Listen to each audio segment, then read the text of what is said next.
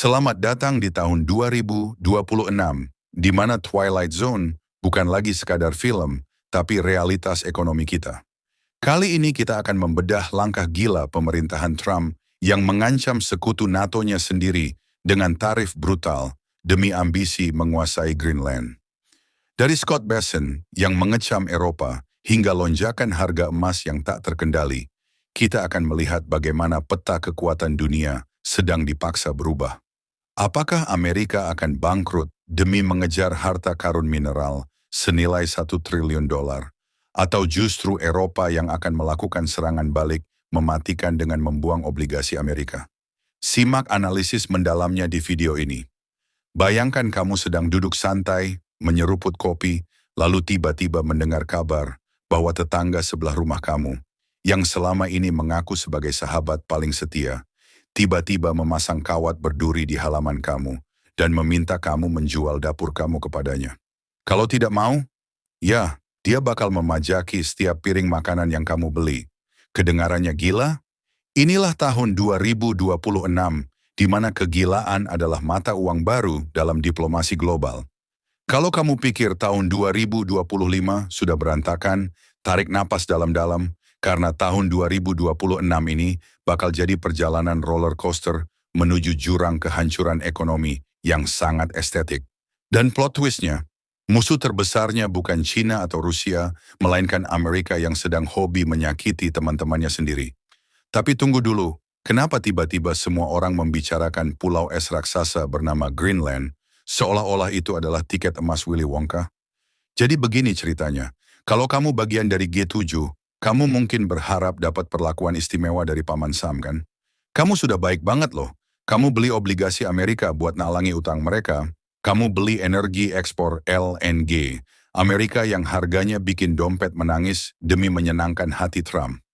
Tapi bagi Trump, itu semua cuman uang receh yang gak ada artinya.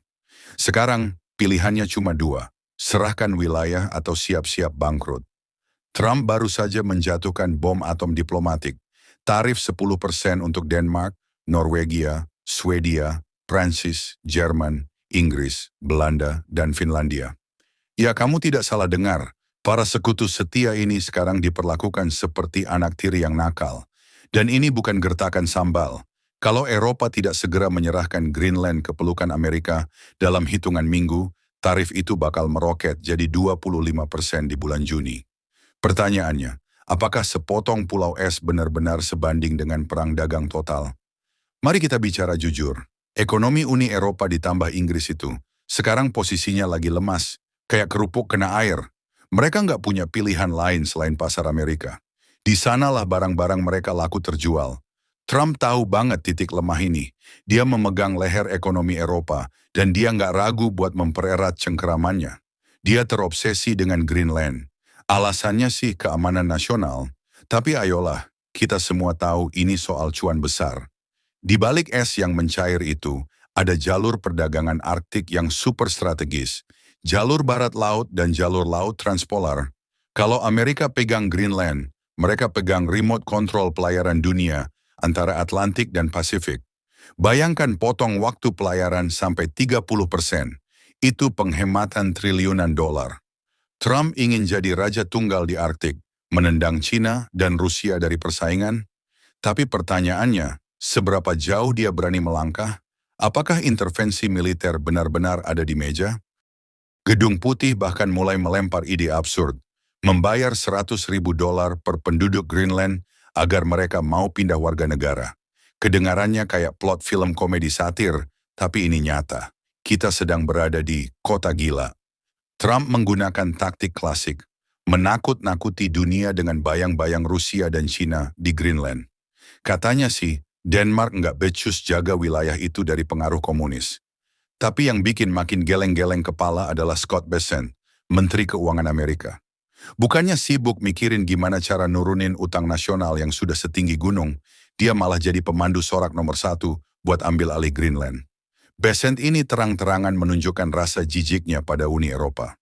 Menurut dia, Eropa itu lemah. Dan kita tahu kan, dalam kamus Trump, kelemahan adalah dosa besar yang layak dihukum.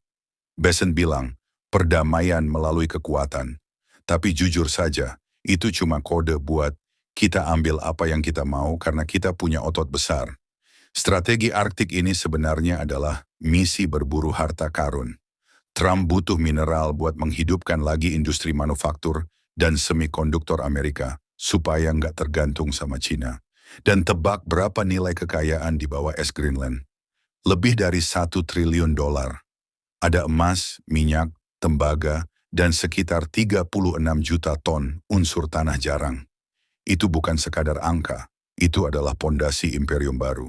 Tapi masalahnya, mengeruk mineral di sana itu nggak semudah mengeruk es krim di mangkuk. Butuh waktu puluhan tahun dan biaya triliunan dolar lagi buat membangun infrastrukturnya. Amerika bisa-bisa bangkrut duluan sebelum berhasil ngambil satu ember emas pun dari sana. Di tengah kekacauan ini, ada satu benda yang tertawa paling keras. Emas. Harga emas baru saja mencetak rekor gila di angka hampir 4.700 dolar. Kenapa? Karena saat Amerika sibuk mengancam sana-sini, orang-orang waras mulai sadar kalau dolar nggak lagi seaman dulu. Emas adalah pelarian terakhir saat risiko pihak lawan mencapai titik nadir. Logikanya sederhana, kalau Amerika rela menghancurkan ekonomi sekutunya demi sepotong tanah, siapa yang bisa menjamin nilai dolar kamu besok pagi? Inilah kenapa aset fisik seperti emas dan perak jadi primadona. Investor pintar nggak mau terjebak dalam drama politik yang bisa menghapus kekayaan mereka dalam semalam. Tapi apakah Eropa bakal tinggal diam melihat kedaulatan mereka diinjak-injak? Ternyata Eropa mulai pecah jadi dua kubu. Ada kubu Meloni di Italia yang masih mau ngajak ngobrol baik-baik sama Amerika. Tapi di sisi lain, ada Emmanuel Macron dari Prancis yang sudah hilang kesabaran. Macron ingin Uni Eropa melawan api dengan api. Dia menyerukan sanksi balik ke Amerika. Bayangkan, bank-bank Amerika diblokir, perusahaan teknologi raksasa mereka nggak boleh jualan di Eropa. Ini bakal jadi perang tarif total senilai 100 miliar dolar. Eropa menyumbang 18% dari ekspor Amerika. Kalau Eropa boikot barang Amerika, Trump bakal pusing 7 keliling. Tapi ada satu nuklir ekonomi yang disimpan Eropa. Obligasi Amerika. Inggris, Prancis, dan Norwegia, kalau digabung itu memegang utang Amerika senilai 1,5 triliun dolar. Itu jumlah yang jauh lebih besar daripada simpanan Cina. Kalau mereka kompak dumping alias jual massal obligasi itu, ekonomi Amerika bakal langsung masuk ruang ICU.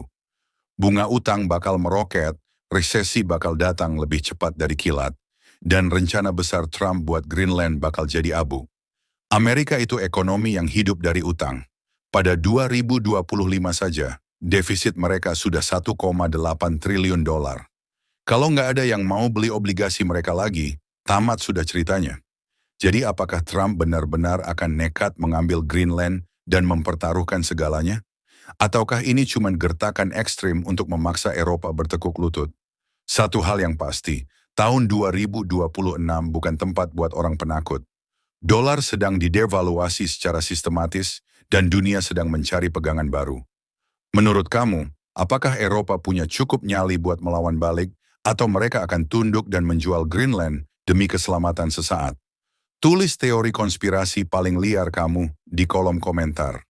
Tetap waspada, tetap aman, dan pastikan aset kamu nggak cuma sekadar angka digital di layar. Jangan lupa like dan subscribe kalau kalian suka pembahasan seperti ini. Mari menjadi lebih cerdas tentang dunia di sekitar kita. Sampai jumpa di video berikutnya.